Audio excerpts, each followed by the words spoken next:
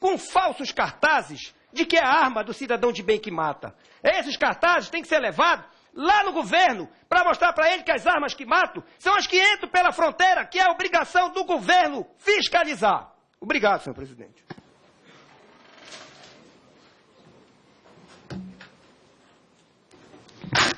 Deputado Silas Freire. Não está? Subtenente Gonzaga.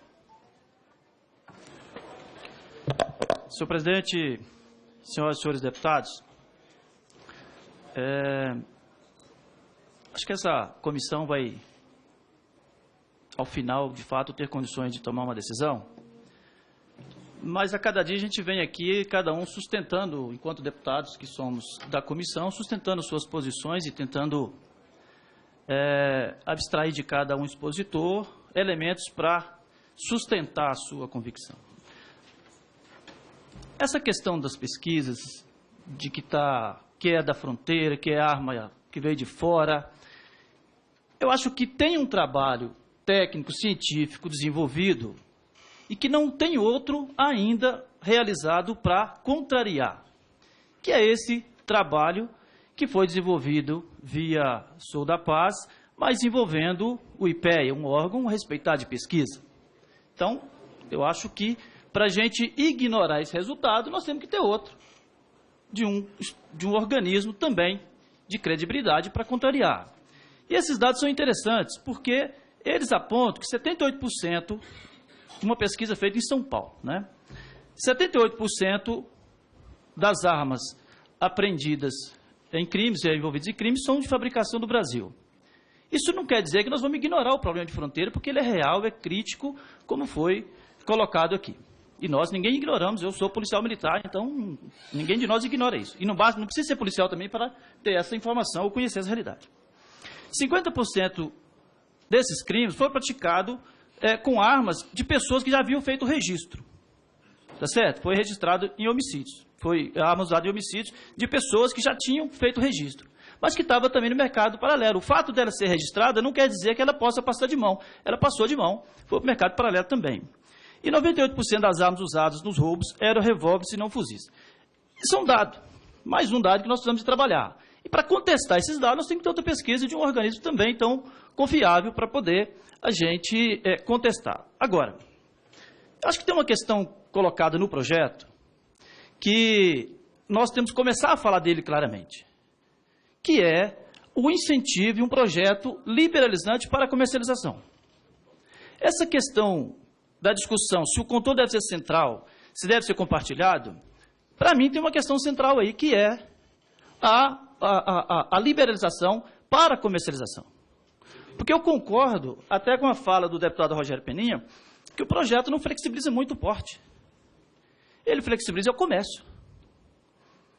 Então, e quando o nosso companheiro, desculpa, Jaime, não, o do Sinifisco, desculpa, podia ter olhado aqui, ele coloca a questão da necessidade de discutir como agente público e, historicamente, né, os policiais, aqueles que têm a função de polícia, historicamente teve o porte, também está voltado e está preso à questão do controle. O servidor público, ele tem controle, ele é controlado, né? Nós, policiais e militares, temos o porte. Enquanto na ativa, todo ano você tem que treinar, você tem que fazer prova, você tem que se submeter. Se você estiver passando por um tratamento psiquiátrico, é retirado sua arma, porque realmente o equilíbrio psicológico ele é fundamental para você ter o porte. E nos submetemos, na reserva, ao controle de 3 anos. O controle de 3 anos, ele é muito pequeno, 3 anos é pouco? Realmente 3 anos é pouco. Talvez a gente pudesse pensar em ampliar um pouco. Mas o registro único, ele alimenta o comércio paralelo. Se eu, na proposta, aos 21 anos eu posso comprar arma. Se eu compro uma arma, faço o registro único, e eu quero viver 90 anos, eu tenho 90 anos, essa arma ninguém mais precisa de cobrar dela de mim. E nós passamos por essa experiência. Quando nós tivemos que fazer essa inscrição, o registro, a partir da atual legislação, mesmo nas polícias militares, eu vou falar por Minas, que é a minha realidade, nós tivemos um problema sério, porque como o comércio era liberado, tanto eu podia adquirir como poderia vender, mesmo eu tendo o registro e estava registrado, ela não estava mais na minha mão há muito tempo. Eu passei por isso. Eu tinha adquirido 2 armas, quando veio o registro, cadê minhas armas? Elas já estavam no mercado paralelo, porque o comércio era permitido e eu comercializei ela.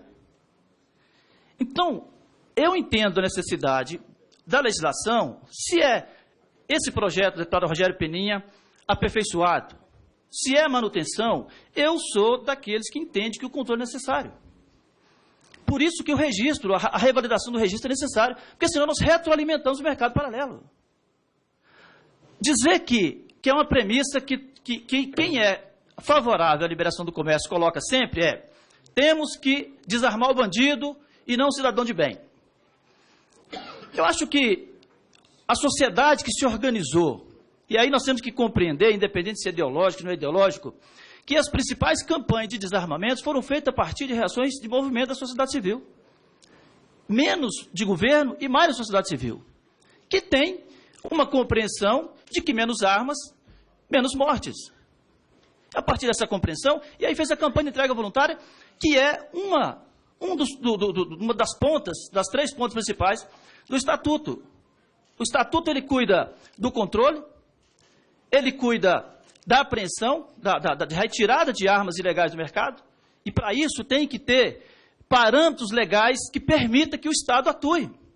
E aí há uma preocupação nossa com o projeto do deputado Rogério Peninha, que é de flexibilizar principalmente o transporte e a posse, que na nossa compreensão, fazendo uma leitura do projeto, o policial militar, que é o que está primeiro na rua, vai apreender arma, vai levar para a delegacia, o delegado vai devolver, porque os parâmetros que estão estabelecidos nesse projeto, dificilmente o policial vai ter uma argumentação mais segura do que o proprietário da arma ou o detentor da arma. Nós vamos ter o policial militar aprendendo aqui, o delegado devolvendo aqui a delegacia de imediato, pela análise que nós fizemos do texto.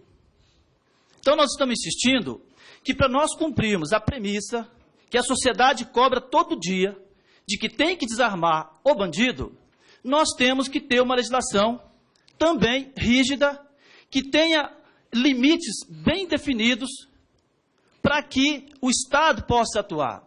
E o Estado atua a partir das polícias, nessa questão da apreensão, e o agente da Receita, pelo poder de polícia dele. É o Estado que tem. Então, eu concordo que na questão da concessão pela Polícia Federal hoje, que talvez pudesse desburocratizar um pouco, ou preenchidos os requisitos, que não houvesse mais necessidade de uma autorização, e sim da entrega a partir do cumprimento dos requisitos. Acho que isso nós devemos fazer uma discussão nesse sentido, para que não dê a competência da autorização, e sim do controle, na medida que cumpriu tudo, preencheu todos os requisitos, que isso possa não ser submetido a uma decisão, mas sim o cumprimento da legislação numa perspectiva do controle. Acho que isso é razoável e resolveria boa parte daquilo que se quer resolver com a revogação do Estatuto. É minha compreensão. O doutor Jaime, ele começou fazendo paralelo da ação que está no Supremo. E eu acho que a análise que o senhor fez, que o senhor argumentou para contestar a ação, eu acho que ela vale para as armas. Ela vale para as armas. Mais droga, mais violência, mais arma, mais violência também. Essa questão de que, da defesa, eu já falei isso aqui várias vezes, mas como o público sempre é diferente, só os deputados são os mesmos e os assessores e consultores, eu fui, por 20 anos, diretor de uma associação de policiais militares, de praças e militares. Desde 94, nós temos o serviço de assistência jurídica a esses profissionais. E eu posso trazer, eu preciso até de transformar isso numa pesquisa técnica realmente, mas a minha experiência mostra que a maioria das vezes que nós fomos assistir juridicamente os policiais militares que usaram arma de fogo, não foi no confronto. Não foi porque ele estava... Realmente, a arma, ela te empodera, ela te anima, se arrisca muito mais. Isso é fato. Além das experiências trágicas de acidente que nós temos. Então, eu acho que essa questão da descentralização, e eu quero tocar um ponto aqui, que para mim... Eu concluo, presidente. Quero tocar num ponto aqui, que para mim é delicado colocar, né? Mas eu tenho que colocar. Existe a descentralização, ela retorna um poder para a Polícia Civil e para os delegados em especial. Então é razoável que nós vamos encontrar, nesse segmento, um apoio natural, porque é uma retomada de um poder que foi retirado com o Estatuto de Desarmamento. Então, eu não espero encontrar nesse segmento uma posição contrária a esta proposta, porque é uma retomada daquilo que perderam. Então, e aí eu acho que é extremamente perigoso. E aí que está, na minha perspectiva, uma proposta muito mais enfática na ampliação do comércio do que no direito à liberdade e ao direito da cidadania de se defender. Muito obrigado. Obrigado, deputado subtenente Laudívio. Desculpe, o Gonzaga, o Laudívio. Não, o Laudívio até ligou agora, porque disse que vai abrir uma nominal, mas é uma outra nominal agora, aquela primeira. Mas eu vou... Deputado Molon, quer usar da palavra, deputado Molon, por favor? Eu já disse, deputado Molon, eu tenho no começo aqui, nós vamos até apresentar os deputados integrantes dessa comissão, nossa assessoria está preparando já, vamos mandar, estamos fazendo várias audiências. E vamos fazer outras mais aqui e fora daqui, nos estados. E nós vamos, o deputado Laudívio, que é o relator, estava aqui, nós vamos entregar o relatório, segundo ele, no final de agosto. O que eu não quero, deputado Molon, deputado Supremo, também não estava quando eu disse, é que a gente não seja surpreendido, como não foi no ano passado, que nós fomos muito apressados nas nossas audiências.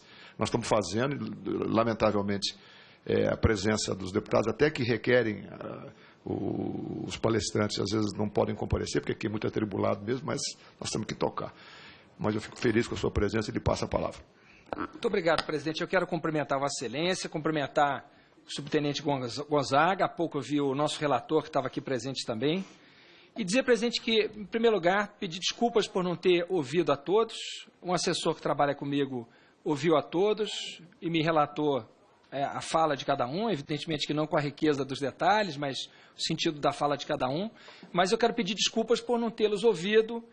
Infelizmente, aqui na casa, quando nós planejamos a audiência pública, muitas vezes nós não sabemos se haverá plenário no mesmo tempo ou não, foi o caso de hoje. Então, nós estamos aqui, mas a reforma política está sendo votada na casa. Eu tenho uma convicção pessoal de que a gente não deveria estar votando temas dessa importância nessa pressa. Eu acho que parlamento bom não é o parlamento que vota muito, é o parlamento que vota bem, que faz boas leis para a sociedade, né? Não se mede produtividade de parlamento pela quantidade, no meu entendimento, né? Eu acho que se mede pela qualidade da legislação feita, né? E isso requer ouvir as pessoas. E eu acho que a nossa comissão, presidente, está indo bem nesse sentido. Ainda que muitos colegas não consigam estar, porque, por exemplo, estão no plenário nesse momento, mas eu acho que está se produzindo aqui conhecimento, não é? Eu acho que essa é uma diferença muito importante dessa legislatura na nossa comissão em relação à anterior. Vossa Excelência assumiu um compromisso conosco e está cumprindo o compromisso de promover as audiências públicas, de permitir uma visão equilibrada na mesa. Isso é muito importante, né? Independente do resultado. Podemos ter divergências quanto ao tema, mas quanto à forma de debater, a gente está avançando e eu quero reconhecer isso publicamente. Cumprimentar Vossa Excelência por isso. Presidente, eu quero me somar a algumas manifestações que foram feitas aqui. Primeiro, cumprimentar o doutor Reale, que conheço de longa data, do meu estado, do Rio de Janeiro. Dizer, presidente, que eu compreendo, mas sinto certa dificuldade quando pessoas, sobretudo da área policial, né, quer dizer, delegados, policiais militares, defendem ou a revogação do Estatuto do Desarmamento, que não foi o caso aqui, né, ou entendem que a limitação do acesso a armas é um problema. Eu digo isso porque, como alguém que não é das forças policiais, eu digo, eu quero que o Estado tenha condições de me proteger. Sei que as condições estão longe de ser as ideais, né? Tanto em nível estadual, quanto em nível federal também. Sei disso. Mas nós queremos confiar ao Estado a nossa segurança pública. Ela não deve ser uma segurança garantida pelos cidadãos. Eu acho um contrassenso, presidente, respeitando todas as opiniões, que pessoas da segurança pública digam, nós queremos que os cidadãos se defendam. Porque quando se diz isso, é como se esses agentes do Estado dissessem, nós não conseguimos garantir a segurança de vocês, porque nos faltam condições, e eu entendo e respeito isso. Então seria bom que cada um procurasse se defender a si mesmo. Eu não acho essa uma saída boa como nação. Esse acho que é um ponto muito importante, porque, no fundo, é como se nós, que não somos das forças policiais, quiséssemos dizer para quem é, nós precisamos dar a vocês as condições para que vocês nos protejam e nos defendam. Porque o contrário é faroeste. O contrário é a luta de todos contra todos. Foi dito aqui que isso é um problema de uma questão ideológica. Eu não acredito em neutralidade. Né? Todo mundo tem uma visão ideológica, qualquer que seja. Né? Em ciências humanas não há neutralidade. Isso pode haver em ciências da natureza, na física, na química. Mas em ciências humanas, todo mundo olha a partir de um certo lugar, né? A partir de certas ideias. Né? Mas essa questão de reservar o monopólio do uso legal da força para o Estado é muito anterior ao surgimento do PT. Antecede alguns séculos. Uma questão do liberalismo político, a visão de que o Estado deve ter o monopólio da força, do uso legal da força. Isso é muito anti-Marx. Marx nem tinha nascido quando começaram a falar essas coisas. Então não se trata aqui de uma visão de esquerda ou de direita.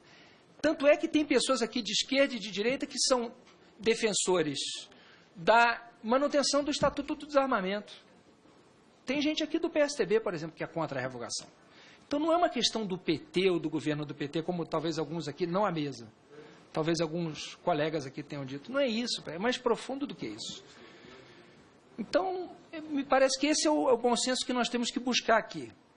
Eu acho que uma mesa rica como essa deve pensar qual é a mudança que nós devemos fazer, com base em dados. Porque nós não podemos fazer política pública sem olhar dados.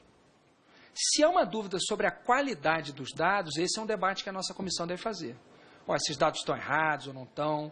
Por isso que eu disse, quando trouxermos pesquisadores dos dois lados, para falar o que é a universidade, a academia, as academias que preparam os policiais, que certamente estudam e têm essas informações, quais são os dados que elas têm para nos fornecer, para a partir deles calibrar qualquer mudança legislativa que a gente venha fazer. Mas política pública se faz com base nisso. Nós não podemos fazer política pública com base em impressão, em sensação. Então, nós estamos mexendo com a vida das pessoas. Então, presidente, eu acho que a comissão está cumprindo um papel muito importante de permitir as visões. Essa é a casa da democracia, da divergência. Eu sei que a minha visão também é uma visão. Eu sei que na mesa, aqueles que concordam comigo, aqueles que discordam, respeito a todos. Quero manifestar o meu respeito a todos, mas quero dizer que eu defendo que nós discutamos qual é a melhor maneira de garantir à segurança pública condições de nos proteger. Essa é uma visão que é a favor das forças de segurança, não contra. Que quer fortalecer as forças de segurança. Eu, por exemplo, não ando armado. E não ando com seguranças armados. Corro risco? Claro que corro risco. Como qualquer cidadão brasileiro corre. A situação é confortável? Não, para ninguém é confortável. Mas eu sei que a solução não é eu resolver o meu problema pessoal. Eu tenho que, como legislador, procurar ajudar a resolver o problema do Brasil. Como é que a gente resolve? Do meu estado, lá do Rio de Janeiro. Né? Eu sei que os policiais, por exemplo, militares, trabalham muito, ganham pouco. Às vezes a função do Estado vira bico e o bico vira principal fonte de pagamento, ainda que a gente saiba que isso é ilegal. Mas vamos falar honestamente, infelizmente isso ocorre. Eu também não quero, não é o caso aqui de fazer este debate agora. É isso que nós temos que debater, eu acho, aqui na casa, né? Discutir uma melhor remuneração para os policiais, discutir uma outra escala de trabalho, né, presidente? Porque eu acho que a gente pode discutir uma outra remuneração, mas acho que não faz sentido uma escala 24/72. Quem investiga e eventualmente tem uma escala, não sei qual é atualmente, a da Polícia Civil do Rio, se é 24/48 ou 12/36, mas a investigação, como é que ela anda se a pessoa não trabalha todo dia? Mas eu sei que é difícil, eventualmente, para alguns trabalharem todo dia na investigação com esse salário. Enfim, eu acho que é desse labirinto que a gente tem que sair. E eu acho que a solução não é liberar arma para todos. Isso aí vai aumentar a violência na sociedade. Queria terminar dizendo o seguinte, presidente, com respeito às mais diversas visões. O país que mais condições tem, tecnológicas, financeiras, de recursos humanos, de proteger a fronteira que tem com um grande país, eu estou falando dos Estados Unidos da América, fazem o possível e o impossível e não conseguem impedir que por aquela fronteira passem toneladas de cocaína. Para citar um exemplo. Então, se nós imaginarmos que num país dessas dimensões, que a gente vai resolver esse problema fechando as fronteiras, com toda franqueza, isso mostra até uma certa ingenuidade. É claro que a gente tem que aperfeiçoar a proteção das fronteiras, mas um país com essa quantidade de fronteira terrestre e marítima como o Brasil, se a gente conseguisse fazer o que os Estados Unidos conseguem com o México, isso não é suficiente. E o problema, mostram todas as pesquisas de armas, é que as armas que mais são usadas para matar as pessoas aqui no Brasil, e esse é o nosso principal problema, são armas brasileiras.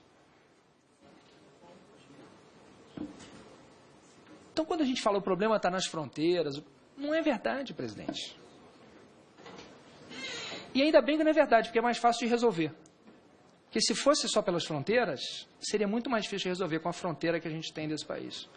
Então, são as minhas ponderações, presidente. Salvo o melhor juízo, agradeço a Vossa Excelência a oportunidade, quero cumprimentar todos e agradecer a contribuição que deram, pedir desculpa por não tê-los ouvido e, eventualmente, se qualquer coisa que eu disse possa ter significado uma interpretação equivocada do que se disse, do que se tentou dizer, eu peço desde já desculpas, mas agradeço a atenção e a cortesia de Vossa Excelência, que é uma marca de Vossa Excelência. Obrigado, deputado Molon. É claro, a sua presença sempre ela enriquece com essas ponderações muito moderadas, objetivas, visando enriquecer o debate aqui e propiciar ao relator fazer um relatório realmente muito seguro daquilo que a população espera, mas também de acordo com a responsabilidade que todos nós temos. Eu vou passar a palavra aos palestrantes para suas considerações finais. Vou começar aqui por favor, um pouco rápido, porque nós já estamos numa outra votação nominal, mas eu quero dizer aos palestrantes, a todos eles, essa audiência de hoje foi uma audiência, já fizemos várias, mas foi uma audiência altamente enriquecedora, com ponderações muito claras, técnicas, cada um defendendo a sua visão, mas todas elas embasadas, além do conhecimento técnico, uma sensibilidade muito forte. Parabéns a todos vocês e, mais uma vez, agradeço a presença de todos e já passo aqui pela minha esquerda, com muito mais respeito, não pela idade, mas pela história, ao doutor Reale para as suas considerações finais. Muito obrigado, eminente presidente, meu caríssimo deputado Molon, demais parlamentares. Bem, eu concluiria inicialmente agradecendo a oportunidade que a Depol Brasil teve, né, de manifestar o seu posicionamento, e concluiria também lembrando, já que falamos também de passado, né, ressaltado agora por nosso eminente deputado Molon, o que constou naquela ação direta em inconstitucionalidade 3112, que eu fui, enfim, o patrono da causa do Estado do Desarmamento, em que terminava dizendo o seguinte: o Estatuto do Desarmamento restringe excessivamente a manutenção de certas armas de fogo e munições no interior da residência ou ainda no seu local de trabalho. Aliás, como ressalta Celso Bastos, o Estado não pode barrar a autodefesa. É oportuno e atual o pensamento de Santo Agostinho, escrito entre os anos 354 e 430. Embora a violência defensiva sempre seja uma triste necessidade aos olhos dos homens de princípios, seria ainda pior se os malfeitores dominassem os homens justos. Então, a matéria também vem de longa data. Portanto, muito obrigado a todos, meus cumprimentos. Com a palavra, a doutora Luciana Loureiro. Eu gostaria de agradecer à mesa, à comissão e dizer que esse assunto merece muitas mais outras audiências públicas, deputado, porque, principalmente, para que isso ecoe fora dos corredores e do Congresso Nacional, porque a todo momento se diz que existe um clamor da sociedade pelas armas, e a sociedade precisa ter acesso a esses dados de que falou o deputado Luciano Molon, aos fundamentos de fato e concretos que podem nos levar a tomar essa decisão ética importantíssima para o Estado, que é de armar ou não os seus cidadãos, né? Então, eu acho que tanto os nobres deputados que vão ser chamados a decidir sobre a matéria, quanto a própria sociedade precisa ser mais e mais esclarecida sobre isso, porque a gente realmente tome uma decisão, não com base em sensações, como foi dito aqui, mas com base em argumentos técnicos e fundamentos jurídicos e fáticos razoáveis. Eu agradeço, em nome do Ministério Público Federal, a oportunidade de estar aqui. Obrigado. Obrigado, doutora Luciana, e acho que a sua ponderação final é muito importante, e é por isso, doutora Luciana, que nós estamos atendendo o requerimento dos companheiros dessa comissão, nós estamos indo aos estados. Eu trabalhei alguns anos atrás aqui nessa casa em relação ao Código Florestal. Foi muito importante, porque nós visitamos o Brasil todo. E esse assunto é tão relevante ou mais relevante do que esse que nós estamos tratando, porque realmente cuida da vida das pessoas. E aí, tínhamos até um requerimento hoje, deputado Molon, de vossa autoria, que nós não pudemos apreciá-lo pela questão da ordem do dia, mas nós vamos apreciá-lo na próxima semana, de uma audiência pública na cidade do Rio de Janeiro, como temos em Belo Horizonte, subtenente Gonzaga, e em outras capitais, no interior. Eu até me dei o privilégio de levar para a minha cidade, para a minha região do interior, eu sou mais caipira, mas eu vou levar para o interior porque eu acho que a doutora Luciana tem toda a razão. Acho que a sociedade, que às vezes não tem a oportunidade de comparecer aqui, possa debater também nos seus locais de trabalho ou onde moram. Então, com toda certeza, nós iremos fazer isso. E vou colocar mais uma posição, que a doutora Luciana disse, não sei se foi o deputado Balão que disse, a questão de emoções. Quando eu dei uma entrevista ontem sobre a questão da maioridade penal, e a repórter me perguntou qual era a minha opinião, eu falei assim, olha, eu posso discutir com você sobre dois viés. O viés emocional e o viés racional. O viés emocional eu já tenho feito a minha posição por uma questão pessoal, de família, de qual fui vítima. E o viés racional eu quero me aprofundar mais, porque tem outras circunstâncias. E aqui, realmente, nós temos que também ver essa questão do viés emocional e do viés racional nessa questão. Então, eu passo a palavra e parabenizo o doutor Tony pela brilhante exposição que Vossa Excelência fez, e eu passo a palavra para as suas considerações finais. Agradecer novamente o convite, a oportunidade. Foi dito aqui pelo deputado, autor do projeto, que isso está muito discricionário, né? A autorização hoje de porte de arma de fogo e a própria aquisição. E qual a razão disso? Na verdade, as regras estão no Estatuto. A Polícia Federal cumpre as regras atuais vigentes no Estatuto, mas eu quero crer que, mesmo se descentralizando a autorização para adquirir arma ou porte de arma de fogo, o mero preenchimento dos requisitos legais, ele não contempla todas as possibilidades. Vou dar um exemplo muito didático aqui, muito grosseiro, do cidadão. Um dos procedimentos que a autoridade policial tem para aferir se aquele cidadão está apto ou não a portar uma arma de fogo é uma entrevista. É possível ter uma entrevista com o cidadão? É. E na entrevista, uma vez, se indagou qual era a necessidade do cidadão portar uma arma de fogo, ele disse que estava em conflito com o vizinho e na próxima iria matá-lo. Então precisava de uma arma para isso. Ou seja, se você preenche requisitos objetivos da lei, e aí você concede a todos, você não cerca as hipóteses que você poderia evitar uma tragédia. A questão de aquisição pura e simples, basta requerer e adquirir. Então, você tem um bairro que está passando por uma situação de violência extrema, e se você traz uma flexibilidade de que todos bastam requerer e terão, então, autorização, você vai armar o bairro inteiro. Por isso que a gente tem uma leitura de que o projeto realmente ele está num outro lado extremo do atual Estatuto de Desarmamento. O próprio tipo penal do comércio ilegal de arma de fogo, neste projeto atual 3722, ele diminui o quanto máximo da pena. Não entendemos por quê que um projeto que queira flexibilizar o controle de armas vá aos tipos penais atuais e façam abrandar o preceito secundário da norma. A gente não entende. Precisa isso, que a sociedade seja esclarecida desse aspecto também. Comércio ilegal de armas agora terá um quanto mínimo e máximo menor do que hoje vigora. Por quê? E aí, a riqueza dessa audiência pública, assessorar a população. Muito obrigado. Obrigado, doutor Jean. A visão importante que o doutor Jean Martins nos apresentou também da visão, vamos dizer, oficial da magistratura brasileira, também foi muito fundamental para todos nós. Com a palavra, doutor Jean. Só para finalizar, até em razão de várias considerações que foram feitas, observo apenas que quando nós nos colocamos aqui para discutir o projeto, nós não nos colocamos numa posição inicial de posição favorável ou contrária à legislação atual.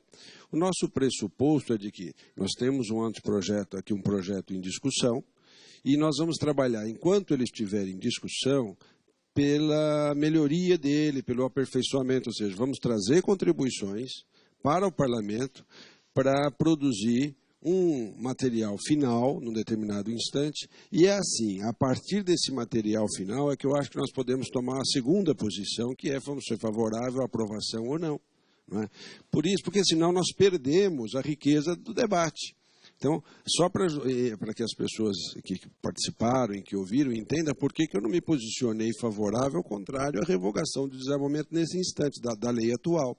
Por quê? Porque eu fui convidado a debater um projeto de um parlamentar, que está um relator aqui para me ouvir, para saber o que é que nós podemos fazer para melhorar esse projeto. Então, foi nesse sentido que nós, da Associação Paulista dos Magistrados, viemos nos posicionar, né, e trazer contribuições para, na medida do possível, com toda humildade, ver com que nós podemos contribuir ao relator para a apresentação de um produto final, que aí sim, depois de apresentado, porque não está ouvindo só a gente, está ouvindo a sociedade civil como um todo, nós vamos verificar lá na frente, bom, ficou melhor do que o que nós temos hoje, ou não ficou melhor, e aí sim nós vamos, num segundo momento, tomar um posicionamento.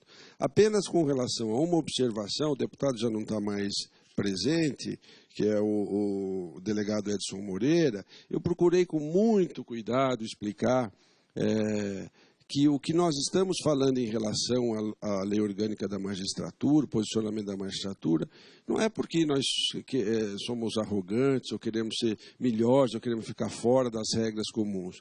É só para respeitar o sistema constitucional.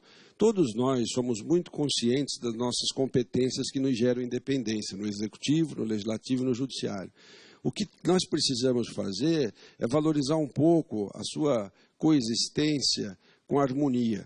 Os poderes são harmônicos. E a harmonia significa que nós temos de nos respeitar uns aos outros dentro das competências que a Constituição coloca, não dentro do que eu quero ou o Parlamento quer, mas aquilo que a Constituição prevê, para evitar, como eu disse aqui, que se você tem uma nova legislação que vá direto aos tribunais para ser disputada nos tribunais.